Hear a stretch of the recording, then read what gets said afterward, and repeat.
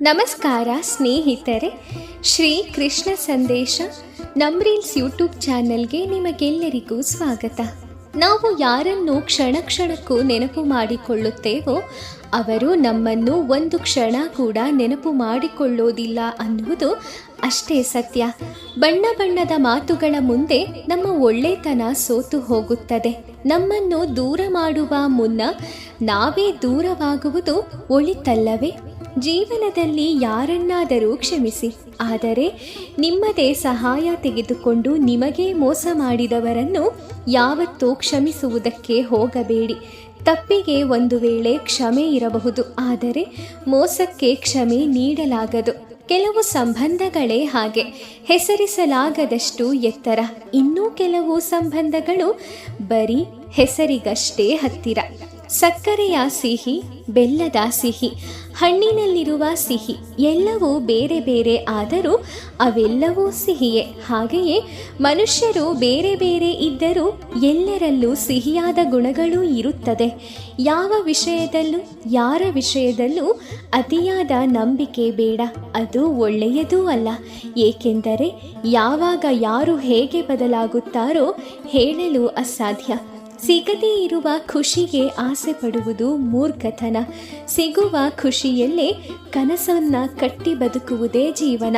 ನಮ್ಮಿಂದ ದೂರ ಆಗೋದಕ್ಕೆ ಅಂತಾನೆ ನಿಂತಿರುವ ಸಂಬಂಧಗಳಿಂದ ನಾವೇ ದೂರ ಉಳಿಯುವುದು ಒಳಿತು. ನಮ್ಮಿಂದ ದೂರ ಆಗೋಕೆ ಪ್ರಯತ್ನ ಮಾಡೋರ ಮುಂದೆ ನಾವು ಎಷ್ಟೇ ಪ್ರೀತಿ ತೋರಿದರೂ ಅದು ವ್ಯರ್ಥವೇ ಅಲ್ಲವೇ? ತಲೆನೋವಿಗೆ ಮಾತ್ರೆಗಳು ಇರುವ ಹಾಗೆ ಮನಸ್ಸಿನ ನೋವಿಗೂ ಒಂದು ಮಾತ್ರೆ ಇದ್ದಿದ್ದರೆ ಎಷ್ಟು ಚೆನ್ನಾಗಿರುತ್ತಿತ್ತು ಅಲ್ಲವಾ? ಮನಸ್ಸಿಗೆ ನೋವಾದಾಗಲೆಲ್ಲ ಒಂದು ಮಾತ್ರೆ ತೆಗೆದುಕೊಳ್ಳಬಹುದಿತ್ತೇನೋ, ಆದರೆ ಅದು ಸಾಧ್ಯವಿಲ್ಲ. ನಮಗೆ ಮನಸ್ಸಿಗೆ ನೋವಾದಾಗ ಮಾತ್ರೆಯ ರೂಪದಲ್ಲಿ ಸಹಾಯ ಮಾಡುವುದು ಭಗವಂತನ ಧ್ಯಾನ, ದೇವರ ನಾಮಸ್ಮರಣೆ ಮಾತ್ರ. ಯಾವಾಗಲೂ ಶಾಂತ ಮನಸ್ಸಿನಿಂದ ಯೋಚಿಸಿ, ನಿಮ್ಮ ದುಃಖ ದುಮ್ಮಾನಗಳು ದೂರವಾಗುತ್ತದೆ. ಬದುಕಿನಲ್ಲಿ ಯಾರಿಗೂ ಯಾರೂ ಆಗುವುದಿಲ್ಲ. ಸಮಯ ಮತ್ತು ಸಂದರ್ಭ, ಅದಕ್ಕೆ ಅನುಗುಣವಾಗಿ ಜನರು ನಮ್ಮನ್ನು ಬಳಸಿಕೊಳ್ಳುತ್ತಾರೆ ಅಷ್ಟೇ. ಸಮಯ ಸಂದರ್ಭಗಳಿಗೆ ಬದಲಾಗುವವರ ಸಹವಾಸ ನಿಮಗೇಕೆ ಬೇಕು? ಯೋಚಿಸಿ ನೋಡಿ. ಅತಿಯಾಗಿ ಪ್ರೀತಿಸುವವರಿಗೆ ಸಿಗುವುದು ಕೇವಲ ಮಿತಿ ಇಲ್ಲದಷ್ಟು ನೋವು, ಕಣ್ಣೀರು ಮತ್ತು ಕಹಿ ನೆನಪುಗಳು ಮಾತ್ರ. ಬದುಕಿನ ನಿರೀಕ್ಷೆಗಳು ಸುಳ್ಳಾದಾಗ ಮನುಷ್ಯನು ತಾನಾಗಿಯೇ ಬದಲಾಗುತ್ತಾನೆ. ಅದು ಆತನ ಅಹಂಕಾರವಲ್ಲ, ನೊಂದ ಮನಸ್ಸಿನ ನಿರ್ಧಾರವಾಗಿರುತ್ತದೆ. ಈಗ ಇರುವುದಕ್ಕೆ ಖುಷಿ ಪಡಿ. ನಾಳೆ ಏನು ಬೇಕು ಅದಕ್ಕೆ ಇಂದಿನಿಂದಲೇ ಶ್ರಮ ವಹಿಸಿ. ಮನುಷ್ಯನು ತನ್ನ ಮನಸ್ಸಿನ ಸಹಾಯದಿಂದಲೇ ತನ್ನನ್ನು ತಾನು ಉದ್ಧಾರ ಮಾಡಿಕೊಳ್ಳಬೇಕು ಎನ್ನುವುದು ಭಗವದ್ಗೀತೆಯ ಅಧ್ಯಾಯ 6 ಧ್ಯಾನ ಯೋಗದಲ್ಲಿ ಶ್ಲೋಕ 4ರಲ್ಲಿ ಕೃಷ್ಣನು ಹೇಳಿರುವಂಥದ್ದು. ಒಬ್ಬ ಮನುಷ್ಯನು ಎಲ್ಲ ಐಹಿಕ ಬಯಕೆಗಳನ್ನು ತ್ಯಜಿಸಬಹುದು. ಇಂದ್ರಿಯ ತೃಪ್ತಿಗಾಗಿ ಕರ್ಮ ಮಾಡದೆ ಫಲಾಪೇಕ್ಷೆಯ ಕರ್ಮದಲ್ಲಿ ತೊಡಗದೇ ಇರಬಹುದು. ಇಂತಹ ಮನುಷ್ಯನನ್ನು ಯೋಗಾರೂಢ ಎಂದು ಹೇಳುತ್ತಾರೆ. ಮನುಷ್ಯನು ಭಗವಂತನ ಆಧ್ಯಾತ್ಮಿಕ ಪ್ರೇಮಪೂರ್ವಕ ಸೇವೆಯಲ್ಲಿ ಸಂಪೂರ್ಣವಾಗಿ ತೊಡಗಿದ್ದಾಗ ಅವನು ತನ್ನಲ್ಲಿಯೇ ಸಂತೃಪ್ತನಾಗಿರುತ್ತಾನೆ. ಆದುದರಿಂದ ಆತನು ಇಂದ್ರಿಯ ತೃಪ್ತಿಯಲ್ಲಾಗಲಿ ಕಾಮ್ಯ ಕರ್ಮಗಳಲ್ಲಾಗಲಿ ತೊಡಗುವುದಿಲ್ಲ. ಇಲ್ಲವಾದರೆ ಮನುಷ್ಯನು ಕೆಲಸ ಮಾಡದೆ ಬದುಕಲು ಸಾಧ್ಯವಿಲ್ಲವಾದುದರಿಂದ ಆತನು ಇಂದ್ರಿಯ ತೃಪ್ತಿಯಲ್ಲೇ ತೊಡಗಬೇಕು. ಕೃಷ್ಣ ಪ್ರಜ್ಞೆ ಇಲ್ಲದಿದ್ದರೆ ಮನುಷ್ಯನು ಸದಾ ಸ್ವಾರ್ಥಪರ ಕಾರ್ಯಗಳಲ್ಲಿ ಅಥವಾ ವಿಸ್ತೃತವಾದ ಸ್ವಾರ್ಥ ಕಾರ್ಯಗಳಲ್ಲಿ ತೊಡಗಬೇಕಾಗುತ್ತದೆ. ಆದರೆ ಕೃಷ್ಣ ಪ್ರಜ್ಞೆ ಇರುವ ಮನುಷ್ಯನು ಎಲ್ಲವನ್ನು ಕೃಷ್ಣನ ತೃಪ್ತಿಗಾಗಿ ಮಾಡಬಹುದು. ಹೀಗೆ ಆತನು ಇಂದ್ರಿಯ ತೃಪ್ತಿಯಿಂದ ಸಂಪೂರ್ಣವಾಗಿ ನಿರ್ಲಿಪ್ತನಾಗಬಹುದು. ಇಂತಹ ಸಾಕ್ಷಾತ್ಕಾರ ಇಲ್ಲದವನು ಯೋಗದ ಏಣಿಯ ಅತ್ಯುನ್ನತ ಮೆಟ್ಟಿಲಿಗೆ ಏರುವ ಮುನ್ನ ಐಹಿಕ ಬಯಕೆಗಳಿಂದ ತಪ್ಪಿಸಿಕೊಳ್ಳಲು ಯಾಂತ್ರಿಕವಾಗಿ ಪ್ರಯತ್ನಿಸಬೇಕಾಗುತ್ತದೆ. ಶ್ಲೋಕ 5ರಲ್ಲಿ ಹೇಳಿರುವಂತೆ ಮನುಷ್ಯನು ತನ್ನ ಮನಸ್ಸಿನ ಸಹಾಯದಿಂದಲೇ ತನ್ನನ್ನು ಉದ್ಧಾರ ಮಾಡಿಕೊಳ್ಳಬೇಕು, ತನ್ನನ್ನು ಹೀನೈಸಿಕೊಳ್ಳಬಾರದು. ಬದ್ಧ ಜೀವಿಗೆ ಮನಸ್ಸೇ ಬಂಧು, ಮನಸ್ಸೇ ಶತ್ರು. ಸನ್ನಿವೇಶಕ್ಕೆ ಅನುಗುಣವಾಗಿ ಆತ್ಮ ಎನ್ನುವ ಪದವು ದೇಹವನ್ನು, ಮನಸ್ಸನ್ನು, ಆತ್ಮವನ್ನು ಸೂಚಿಸುತ್ತದೆ. ಯೋಗ ಪದ್ಧತಿಯಲ್ಲಿ ಮನಸ್ಸು ಮತ್ತು ಬದ್ಧ ಆತ್ಮನು ಬಹುಮುಖ್ಯ. ಯೋಗಾಭ್ಯಾಸದಲ್ಲಿ ಮನಸ್ಸೇ ಕೇಂದ್ರ ಬಿಂದುವಾಗಿರುವುದರಿಂದ ಇಲ್ಲಿ ಆತ್ಮ ಎಂದರೆ ಮನಸ್ಸು.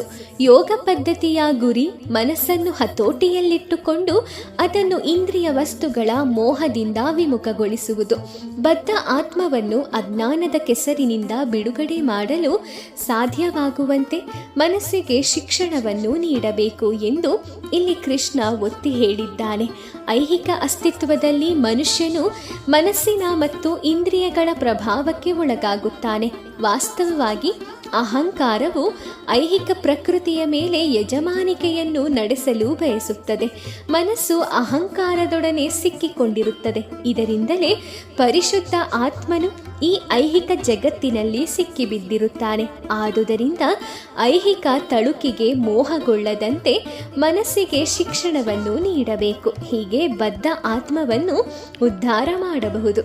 ಇಂದ್ರಿಯ ವಸ್ತುಗಳ ಆಕರ್ಷಣೆಗಾಗಿ ಮನುಷ್ಯನು ತನ್ನನ್ನು ಕೀಳು ಮಾಡಿಕೊಳ್ಳಬಾರದು. ಇಂದ್ರಿಯ ವಸ್ತುಗಳಿಂದ ಮನುಷ್ಯನು ಆಕರ್ಷಿತನಾದಷ್ಟು ಐಹಿಕ ಅಸ್ತಿತ್ವದಲ್ಲಿ ಸಿಲುಕಿಕೊಳ್ಳುತ್ತಾನೆ. ಬಿಡಿಸಿಕೊಳ್ಳುವುದಕ್ಕೆ ಅತ್ಯುತ್ತಮ ಮಾರ್ಗವೆಂದರೆ ಮನಸ್ಸನ್ನು ಕೃಷ್ಣ ಪ್ರಜ್ಞೆಯಲ್ಲಿ ತೊಡಗಿಸುವುದು. ಹೀ ಎನ್ನುವ ಪದವನ್ನು ಈ ಅಂಶವನ್ನು ಒತ್ತಿ ಹೇಳಲು ಬಳಸಿದೆ. ಹೀಗೆಂದು ಕೃಷ್ಣ ಭಗವದ್ಗೀತೆಯಲ್ಲಿ ಹೇಳಿದ್ದಾನೆ. ಮನುಷ್ಯನ ಬಂಧನಕ್ಕೆ ಮನಸ್ಸೇ ಕಾರಣ, ಮೋಕ್ಷಕ್ಕೂ ಮನಸ್ಸೇ ಕಾರಣ. ಇಂದ್ರಿಯ ವಸ್ತುಗಳಲ್ಲಿ ಮುಳುಗಿದ ಮನಸ್ಸು ಬಂಧನಕ್ಕೆ ಕಾರಣವಾಗುತ್ತದೆ. ಇಂದ್ರಿಯ ವಸ್ತುಗಳಿಂದ ದೂರವಾದ ಮನಸ್ಸು ಮುಕ್ತಿಗೆ ಕಾರಣವಾಗುತ್ತದೆ. ಆದುದರಿಂದ ಸದಾ ಕೃಷ್ಣ ಪ್ರಜ್ಞೆಯಲ್ಲಿ ತೊಡಗಿರುವ ಮನಸ್ಸು ಪರಮ ಮೋಕ್ಷಕ್ಕೆ ಕಾರಣವಾಗುತ್ತದೆ. ಯಾರಿಗೆ ತನ್ನ ಮನಸ್ಸನ್ನು ನಿಯಂತ್ರಿಸಲಾಗದು ಅವನಿಗೆ ಆ ಮನಸ್ಸೇ ದೊಡ್ಡ ಶತ್ರುವಾಗುತ್ತದೆ. ಸದಾ ಆ ಶತ್ರು ಮನಸ್ಸಿನ ಒಡನೆ ಬಾಳಬೇಕಾಗುತ್ತದೆ ಎಂದು ಕೃಷ್ಣನು ಭಗವದ್ಗೀತೆಯಲ್ಲಿ ಹೇಳುತ್ತಾನೆ. ಯಾರು ಮನಸ್ಸನ್ನು ಗೆದ್ದಿದ್ದಾರೋ ಅವರಿಗೆ ಮನಸ್ಸು ಬಂಧುವಾಗುತ್ತದೆ. ಆದರೆ ಹಾಗೆ ಮಾಡದೇ ಇರುವವನಿಗೆ ಅವನ ಮನಸ್ಸೇ ಅತ್ಯಂತ ದೊಡ್ಡ ಶತ್ರುವಾಗುತ್ತದೆ. ಮಾನವ ಜನ್ಮದ ಧ್ಯೇಯವನ್ನು ನಿರ್ವಹಿಸುವ ಕಾರ್ಯದಲ್ಲಿ ಮನಸ್ಸು ಸ್ನೇಹಿತನನ್ನಾಗಿ ಮಾಡಲು ಅದನ್ನು ನಿಯಂತ್ರಿಸುವುದೇ ಅಷ್ಟಾಂಗ ಯೋಗದ ಆಚರಣೆಯ ಉದ್ದೇಶ. ಮನಸ್ಸನ್ನು ನಿಯಂತ್ರಿಸದೇ ಇದ್ದರೆ ಬರಿಯ ತೋರಿಕೆಗಾಗಿ ನಿಯಂತ್ರಣ ಮಾಡುವುದಲ್ಲ. ಯೋಗಾಭ್ಯಾಸ ಮಾಡುವುದು ವ್ಯರ್ಥ ಕಾಲಕ್ಷೇಪ. ತನ್ನ ಮನಸ್ಸನ್ನು ನಿಯಂತ್ರಿಸಲಾರದವನು ಸದಾ ಅತ್ಯಂತ ದೊಡ್ಡ ಶತ್ರುವಿನೊಡನೆಯೇ ಬಾಳುತ್ತಾನೆ. ಹೀಗೆ ಅವನ ಬದುಕು, ಅದರ ಧ್ಯೇಯವು ಹಾಳಾಗಿ ಹೋಗುತ್ತದೆ. ಜೀವಿಯ ಸಹಜ ಸ್ವರೂಪವು ತನ್ನ ಮೇಲಿನವರ ಅಪ್ಪಣೆಯನ್ನ ಪರಿಪಾಲಿಸುವುದು.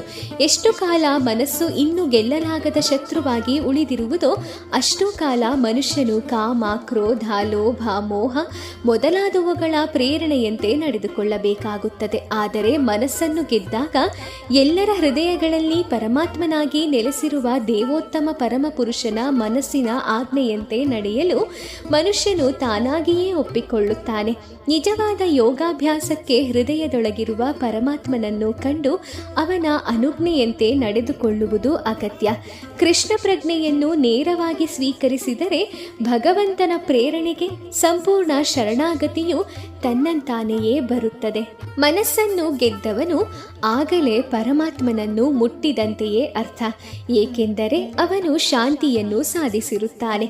ಅಂತಹ ಮನುಷ್ಯನಿಗೆ ಸುಖ, ದುಃಖ, ಶೀತೋಷ್ಣಗಳು, ತಾಪಮಾನಗಳು, ಮಾನಾಪಮಾನಗಳು ಯಾವುದು ಲೆಕ್ಕವಲ್ಲ, ಎಲ್ಲವೂ ಒಂದೇ ಅನಿಸುತ್ತದೆ. ಇದನ್ನು ಭಗವದ್ಗೀತೆಯಲ್ಲಿ ಶ್ಲೋಕ 7ರಲ್ಲಿ ಹೇಳಲಾಗಿದೆ. ಸ್ನೇಹಿತರೆ, ಈ ರೀತಿಯಾಗಿ ಮನುಷ್ಯನು ತನ್ನ ಮನಸ್ಸನ್ನ ನಿಯಂತ್ರಣ ಮಾಡದೆ ಹೋದರೆ ಒಬ್ಬ ಶತ್ರುವಿನ ಜೊತೆಗೆ ಬದುಕದಂತೆ ಜೀವನಾನೇ ವ್ಯರ್ಥ ಆಗತ್ತೆ ಅಂತ ಕೃಷ್ಣ ಪರಮಾತ್ಮ ಭಗವದ್ಗೀತೆಯಲ್ಲಿ ಉಲ್ಲೇಖ ಮಾಡಿದ್ದಾನೆ. ಹಾಗಾಗಿ ನಾವು ನಮ್ಮ ಮನಸ್ಸನ್ನ ನಿಯಂತ್ರಣ ಮಾಡುವ ಕಡೆಗೆ ಯೋಚಿಸೋಣ. ಮನಸ್ಸನ್ನ ಸದಾ ಕಾಲ ನಿಯಂತ್ರಣ ಮಾಡೋಣ. ನಮ್ಮ ಮನಸ್ಸನ್ನು ನಮ್ಮ ಮಿತ್ರನನ್ನಾಗಿ ಮಾಡಿಕೊಳ್ಳೋಣ. ಏನಂತೀರಾ? ಸ್ನೇಹಿತರೆ, ಈ ಸಂದೇಶಗಳು ನಿಮಗೆ ಇಷ್ಟ ಆಗಿದ್ದರೆ ವಿಡಿಯೋನ ಲೈಕ್ ಮಾಡಿ, ಶೇರ್ ಮಾಡಿ, ಹಾಗೆ ನಿಮ್ಮ ಅನಿಸಿಕೆಗಳನ್ನು ಕಮೆಂಟ್ ಮಾಡಿ. ಇದೇ ರೀತಿಯ ಉತ್ತಮ ಸಂದೇಶಗಳನ್ನು ತಿಳ್ಕೊಳ್ಳೋಕ್ಕೋಸ್ಕರ ನಮ್ಮ ರೀಲ್ಸ್ ಯೂಟ್ಯೂಬ್ ಚಾನಲ್ಗೆ ಸಬ್ಸ್ಕ್ರೈಬ್ ಮಾಡ್ಕೊಳ್ಳಿ. ಮುಂದಿನ ವಿಡಿಯೋದಲ್ಲಿ ಭೇಟಿ ಮಾಡ್ತೀನಿ. ಓಂ ಶ್ರೀ ಕೃಷ್ಣಾಯ ನಮಃ. ಆ ಕೃಷ್ಣ ಪರಮಾತ್ಮ ನಿಮ್ಮೆಲ್ಲರಿಗೂ ಒಳ್ಳೆಯದನ್ನು ಮಾಡಲಿ. ಧನ್ಯವಾದಗಳು.